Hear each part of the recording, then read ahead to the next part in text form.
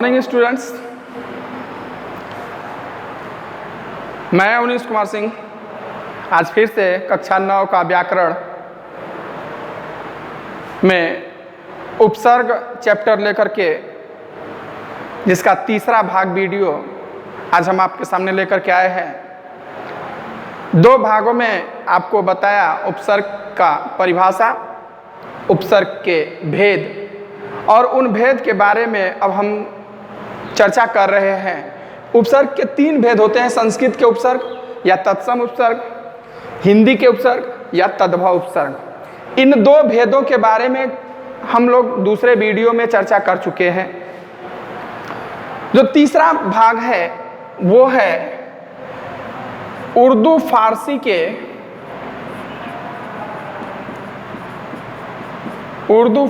के उपसर्ग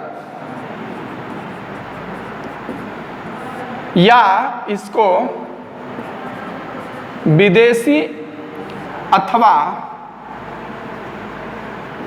आगत उपसर्ग भी बोलते हैं।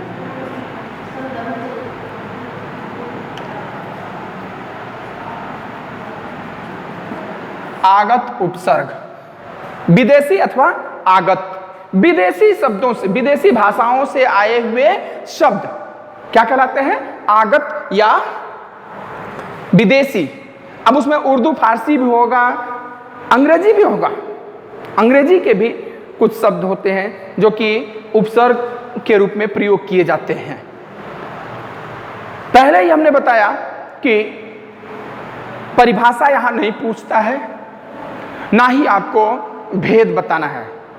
सिर्फ आपको दो प्रकार के क्वेश्चन आते हैं।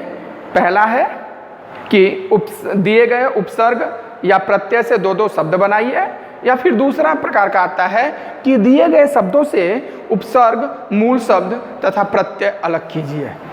उपसर्ग, मूल शब्द तथा प्रत्यय अलग कीजिए और आपको बस उदाहरण देना है। तो अन्य भाषाओं के उपसर्गों का हिंदी में प्रयोग विदेशी या आगत उपसर्ग कहलाता है। जैसे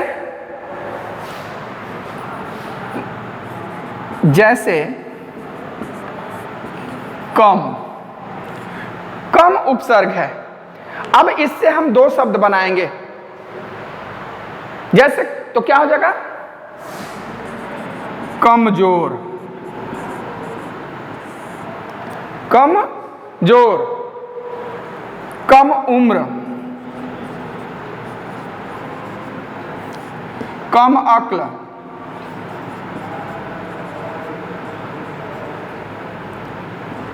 कम अक्ल। अब देखिए, पहले भी हमने बताया कि उपसर्ग निर्मित शब्दों में दो शब्द होते हैं, एक उपसर्ग, दूसरा मूल शब्द। मूल शब्द जब दिक्कत कम होता है जब हमें अलग करना होता है। तो आप जब अलग करते हो तो जब हम उपसर्ग को हटाएंगे तो ये जो मूल शब्द बचता है वह एक सार्थक शब्द होना चाहिए। क्या होना चाहिए? वह एक सार्थक शब्द होना चाहिए। यहाँ से कम उपसर्ग को हम हटा देंगे तो यहाँ पर जोर, जोर जबरदस्ती, उम्र, अक्ल, ये सब एक सार्थक शब्द हैं। लेकिन अगर इसमें से हम क हटा दें, केवल जैसे क उपसर्ग भी होता है, जैसे कपूत है, कपूत में से क हटाएंगे पूत बचेगा। लेकिन अब यहां से क अगर हटा दें, मजोर कुछ शब्द नहीं होता है। क हटा देंगे, मउम्र कोई शब्द नहीं होता है। क हटा देंगे, माक्ल कोई शब्द नहीं होता है। इसलिए जब भी आप उपसर्ग या प्रत्यय मूल शब्द से हटाइए तो वह मूल शब्द को एक बार जरूर आप व्याख्यात कर लीजिए कि इसका कोई अर्थ हो रहा है या नहीं, इसका कोई अर्थ आ रहा है या नहीं। तब तो वह आपका सार्थक शब्द होगा, जब तब यह उपसर्ग सही होगा, अन्यथा वो गलत होगा। तो ये कमजोर, कम उम्र, कम अक्ल, ये उर्दू फारसी के शब्द हो जाते हैं। किसके शब्द हो जाते हैं? उर्दू फारसी के शब्द होते हैं। जैसे खुश, खुश, अब इसमें क्या आता है? खुश मिजाज,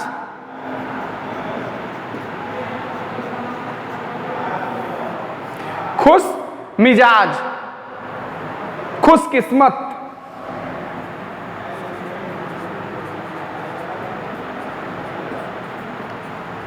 खुशकिस्मत, खुशबू, खुशबू आदि, मिजाज, मूड, किस्मत, नसीब, खुश। अब हटा देंगे, देखिए यहाँ पे खुश हटाएंगे तो बचेगा बू। बू मीन्स होता है बदबू, बू मीन्स बदबू नहीं, सॉरी, बू मीन्स होता है गंध। बू मीन्स क्या होता है? गंध। अब खुशबू यानी अच्छी गंध, खुश कर देने वाली गंध। बदबू यानी बुरी गंध, दुर्गंध, बुरी गंध। तो अब इसके आगे हम जैसा उपसर्ग लगाते हैं वैसा वो शब्द बनता है। बू मीन्स होता है गंध। तो ये खुश, इससे जो ये सारे शब्द क्या है? उर्दू फारसी के शब्द हैं। ये सारे शब्द जो है उर्दू फारसी के शब्द हैं। फिर है गैर। गैर, गैर मीन्स होता है में, गैर जिम्मेदार।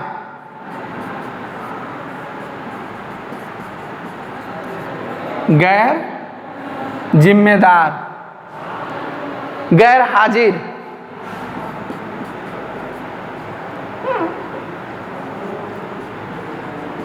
गैर हाजिर, गैर कानूनी,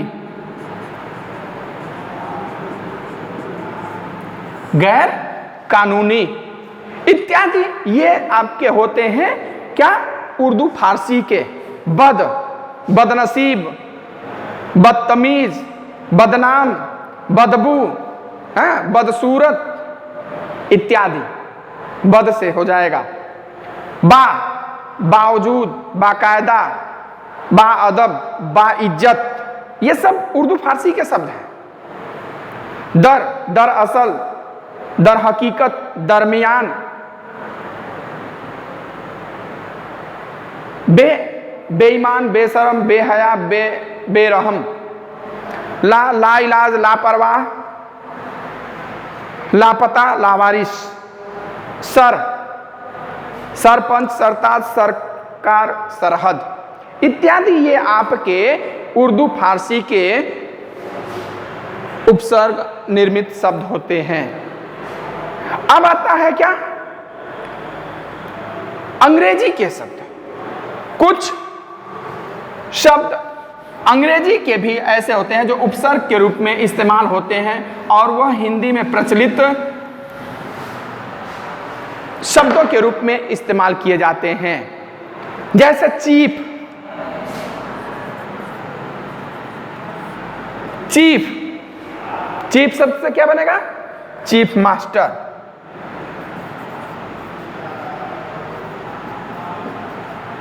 chief master, chief justice,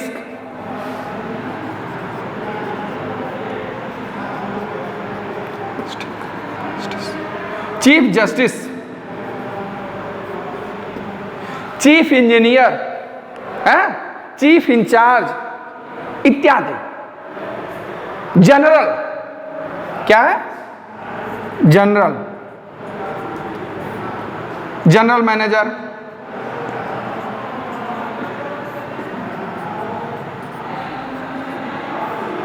general manager हो गया, जनरल कमांडर हो गया, जनरल मर्चेंट हो गया,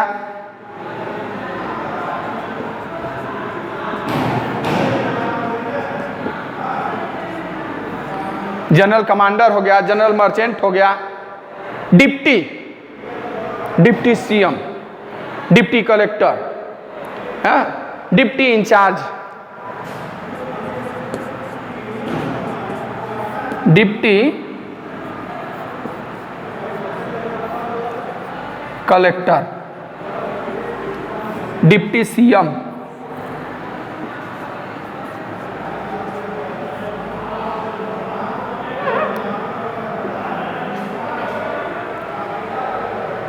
deputy chairman,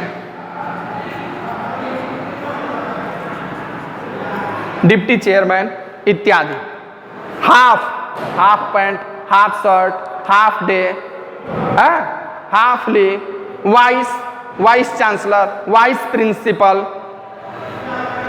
vice chairman, sub sub commander, sub inspector, सब सुपरिंटेंडेंट इत्यादि, ये अंग्रेजी के उपसर्ग आते हैं।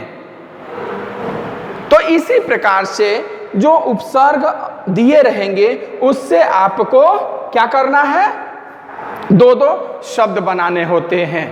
क्या करने हैं, दो दो शब्द बनाने होते हैं। तो ये आपका उपसर्ग रहा। इस चैप्टर का आप लोग नोट्स तैयार कर लेंगे। क्या करेंगे, इस चैप्टर का वीडियो देखने के बाद नोट्स तैयार करेंगे।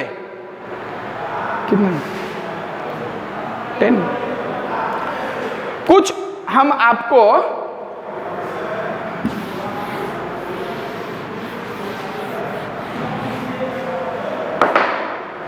और उदाहरण बता रहे हैं, कुछ और अब उदाहरण आपको बता रहे हैं, जैसे कि उससे उपसर्ग और मूल शब्द अलग करने का। ये तो हमने उपसर्ग दिया जिससे कि उपसर्ग शब्द बनाना था। अब हम उपसर्ग शब्द से उपसर्ग और मूल शब्द अलग करना जानेंगे। जैसे है दुर्भाग्य,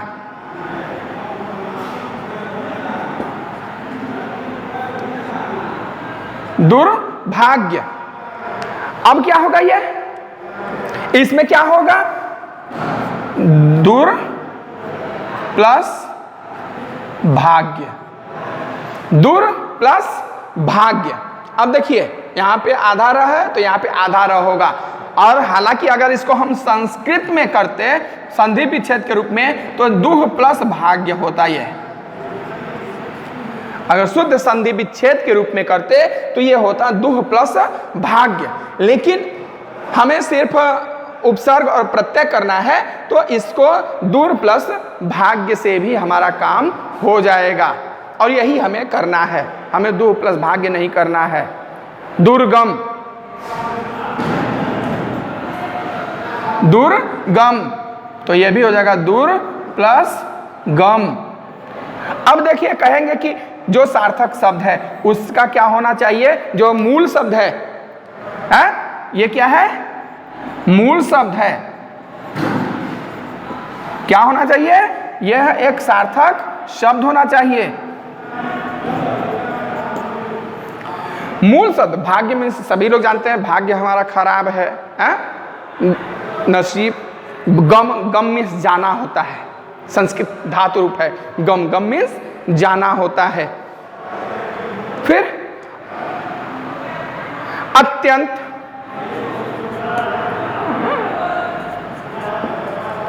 अत्यंत,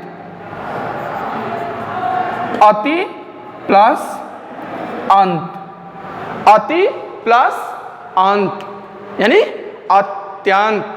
अब देखिए अगर हम यहां से, बहुत लोग क्या कर देते हैं, अत्य प्लस त करते हैं, अत्य प्लस अंत कर देते हैं। बहुत से लोग क्या करते हैं कि अत्य प्लस अंत कर देते हैं, ये गलत है।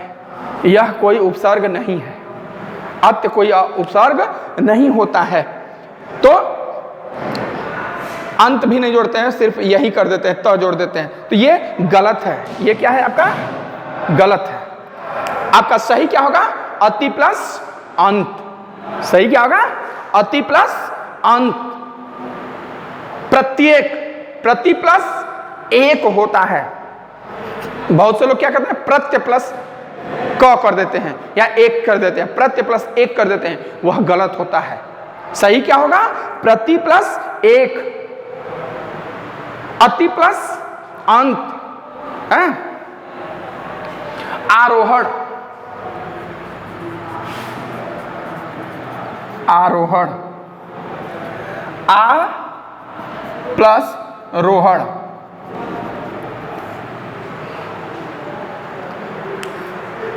आ प्लस रोहण। रोहण मीन्स होता है चढ़ाना, रोहण मीन्स होता है चढ़ाना, चढ़ना। ध्वजारोहण जैसे करते हैं ना, यानी ध्वजारोहण, ध्वज को ऊपर चढ़ा करना, फैलाना, फहराना। तो आरोहण, आ मीन्स, आ तो उपसर्ग है और रोहण मीन्स होता है चढ़ाना या जलाना, ऊपर चढ़ाना। निर्द्वंद,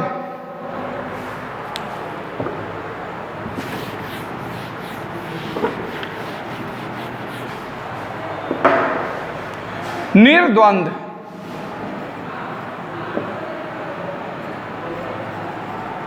निर्द्वंद्व होता है क्या? निर प्लस द्वंद्व।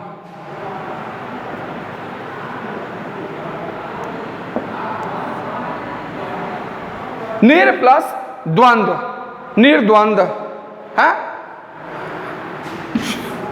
संगम, संगम। अब देखिए, अब यहां क्या होगा?